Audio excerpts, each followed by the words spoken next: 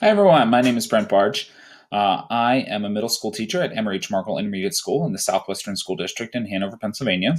For the past 5 years there, I have taught seventh grade math.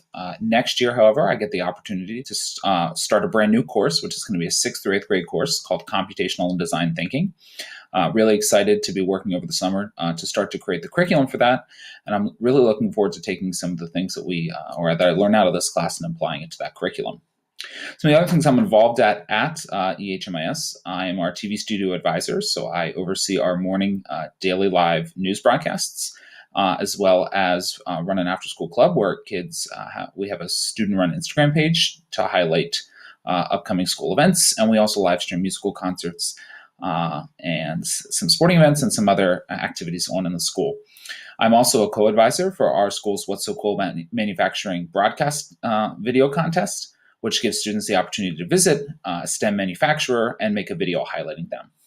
Outside of school, I really enjoy reading, big Harry Potter fan, and I also enjoy anything that gets me outside, so hiking, biking, fishing, camping, things like that. My favorite cartoon character, I had to cheat a little bit here and go with my favorite animated movie characters, and that would be Timon and Pumbaa from The Lion King. Really looking forward to the live action Lion King coming out this summer. So my working operational definition of STEM is that STEM is an approach to teaching and learning that highlights the connections between the four areas in meaningful, inquisitive manner. And this kind of really connects to what the authors of our text were talking about in chapter 1, where they gave their operational definition. They talked about it being interdisciplinary and removing those silos and barriers of science, technology, engineering, math. And then also those 3 R's, kind of the real world connections, the relevant connections, and the rigorous connections. And I'm really looking forward to some ways that I can learn how to take my teaching from the silo of mathematics that I've lived in and make some of these more interdisciplinary and hands-on problem-based activities that really go along with those guiding principles that they talked about in chapter 3, like focusing on the integration of those skills, the relevance, the 21st century things, the challenging, and making sure we mix up the activities. So the activity that I've done in my classroom that I wanted to talk about is designing 3D containers. So there's a project that I've done a couple times with my students where I give them parameters that a company wants to create a new product, and they've hired you to create the marketing or the container for that project. They want to do it in the most cost-efficient manner possible, but they also want it to look the most eye-catching on the shelf. So students are required to come up with a couple different designs of a container that would hold the correct amount of material that the manufacturer wants, but also in a way that's going to maybe make it stand out on the shelf. So we go from talking rectangular prisms, triangular prisms, cylinders. Are there some other shapes that we could use?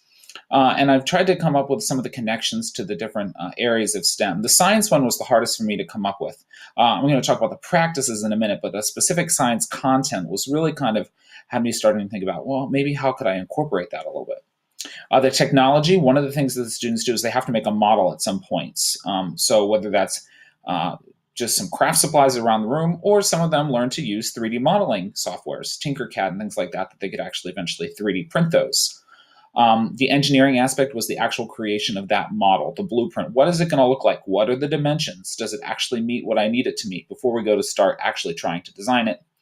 And finally, the mathematical connection was taking a specific volume and creating a surface area that had the minimal surface area because we scale packaging and price packaging based on the surface area.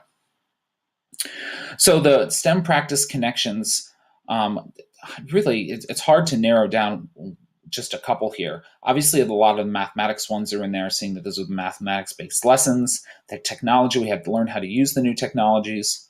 The engineering, kind of planning and carrying out, analyzing, interpreting data. A lot of those science and engineering ones really kind of come together. But I see some clusters I had there. I really had kind of that first white cluster there, the data, carrying out investigations, new technologies, using appropriate tools.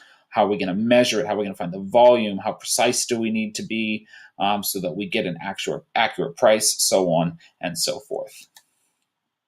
So for me, big things, why STEM?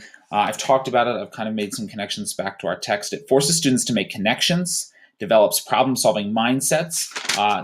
In the one video, the YouTube video, Tyson really talked about how Americans aren't trained to see connections, and they're not trained to be problem solvers. They go from A to B, but don't necessarily know how to snake their way through a whole bunch of different steps. We're expanding definitions of technology. I really liked how in chapter 2 they said of our text that technology doesn't have to include a plug, and I think we lose that a lot.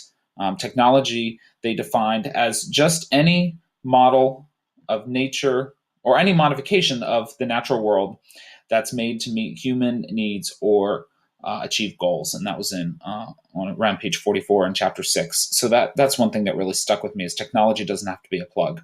And it also promotes creativity in our students, and we know that our students need to be creative. So my goals for this course, just to kind of wrap up here, number 1 is to learn some STEM activities and mindsets that I can incorporate into the new curriculum that I'm writing this summer. Number 2 is to expand my knowledge of the science, the technology, and the engineering part, since I am a mathematics teacher by trade and I live in that mathematics world. And to use my hands-on experiences that we're going to get in this course to help inform my teaching and plan my activities going forward.